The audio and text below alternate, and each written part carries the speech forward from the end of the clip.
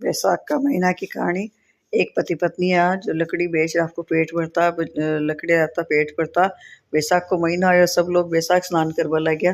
तो ये औरत भी सोची भाई मैं भी वैसाख नहाऊं।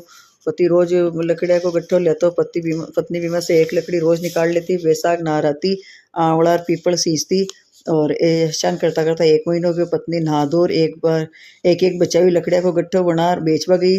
भगवान का नाम लिया, लकड़िया चंदन की होगी। राजा महल से होकर गुजर रही हो तो राजा का महल से और निकल रही तो राजा को चंदन की खुशबू आई। राजा ने पूछा कि लकड़िया की कीमत कई लेसी भाई। तो वह बोली कि जितना आप चाहो भाई दे दो, मन तो 5 ब्राह्मण जिमाना है जी ले मर तो को सामान चावे। राजा के नौकरा के साथ 5 ब्राह्मण जी में जितो सामान भी के घर भेज दिया। दाल बाटी चूरमा ब्राह्मण जिमाया, दक्षिणा दी और स्त्री भी ब्राह्मणा को आशीर्वाद लियो। पति को गट्टर बिक्यो नहीं तो भी न देर होगी। अठिन ब्राह्मण भगवान ने आशीर्वाद से ब्राह्मणा का भगवान आशीर्वाद से झोपड़ी महल में बदल गई। रसोई में 36 पकवान तैयार हो गया। पति गट्ठर बेच रहा हो तो झोपड़ी कौन दी की। वो पड़ोसन ने पूछवा लगी। पड़ोसन बोली कि तू तो लकड़ियाँ बेच तो रही हो और थारी पत्नी स्नान ध्यान पाठ पूजा करती रही, ब्राह्मण जिमाती, बाकी तू जाने। इतना में भी की पत्नी आएगी। पति से बोली कि अपने घर है। पति ने गुस्सा आया, वो बोलियो कि तू चोरी करी या डाको डालियो, अचानक से इतना पीछे कटू आ गयो। तब बोली कि मैं तो बैसाख को स्नान करियो, बड़ पीपल सींचा भी का फल भगवान मन दिया है ब्राह्मण जिमावा के लिए। ब्राह्मण जिमावा के लिए मैं एक एक लकड़ी रोज काटती। बे लकड़ियाँ भगवान कृपा से चंदन की होगी। बेचवा गई तो राजा जी ने गट्ठर मांगियो। मैंने राजा पूछे वह सूखो सामान मांगियो जिसे ब्राह्मण जिमाया, दक्षिणा दी। ब्राह्मणा को न आशीर्वाद दियो, भी का फल से भगवान ने वो दिया है। तब भी पति ने तसल्ली होगी। दोनों पति पत्नी ने साथ भोजन किया और मेला में वास किया। हे भगवान जान वे पति पत्नी का भंडार भरिया बयान सबका ही भंडार भर जो। कहानी खरीगी खोटी अधूरी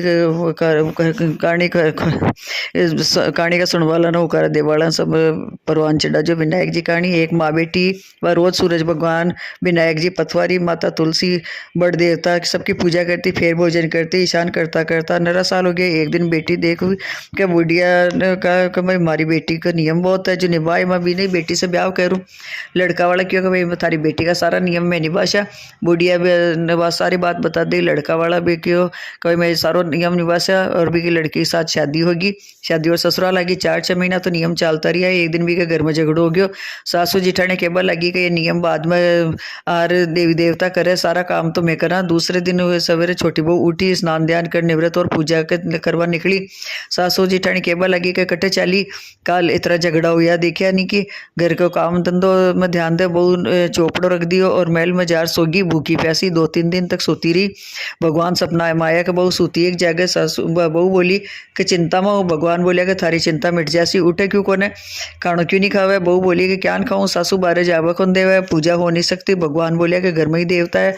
बहू उठी, कमरों खोलियो और अलमारी खोली। देखती कि विनायक जी खेजड़ी की झाड़ के नीचे बैठे है। पथवारी दही दूधा में इंडोड़ो ले रही है। 7 घोड़ा के रथ पर सवार सूरज भगवान चमक रही है। तुलसी माता हरी भरी बेटी है। बड़ देवता पथवारी पीपल देवता सारा ही है। वह नीचे गई, जल को कलश पूजा को थाड़ ले, पूजा करी। कहानी की हुकारो भगवान दे दिया। नीचे आर जीम बेटी देवरानी जेठानी केबल लगी कि रूठी रानी कौन मनावे, टुक टुक करती आप ही आवे। कहा कटक गया तरह भी नियम धर्म। बहू बोली कि सब कुछ किया है, आप सब चालो मैं आपने बताऊं हूँ। आगे आगे बहू चाले, पाछे पाछे भी की सासू जिठानी चाले। वह करता बैठे गए पाछे सासू जिठानी चाले। अलमारी का किवाड़ खोले, कमरों को अलमारी खोली। अलमारी का किवाड़ खोलिया तो बेटा 33 करोड़ देवता विराजमान। सासू उठ बहू का पगा पड़ी। बहू थारो भाग है। बहू के सासू जी चेड़िया पानी मंगरिया में चढ़ा। भाग तो था कोई है जो सारा देव देवता अपना घर आ गया। हे भगवान जान भी बहू ने दर्शन दिया। जान सबने दर्शन दीजिए। घटती हो तो पूरी कर जे, पूरी न परवान चढ़ा जे।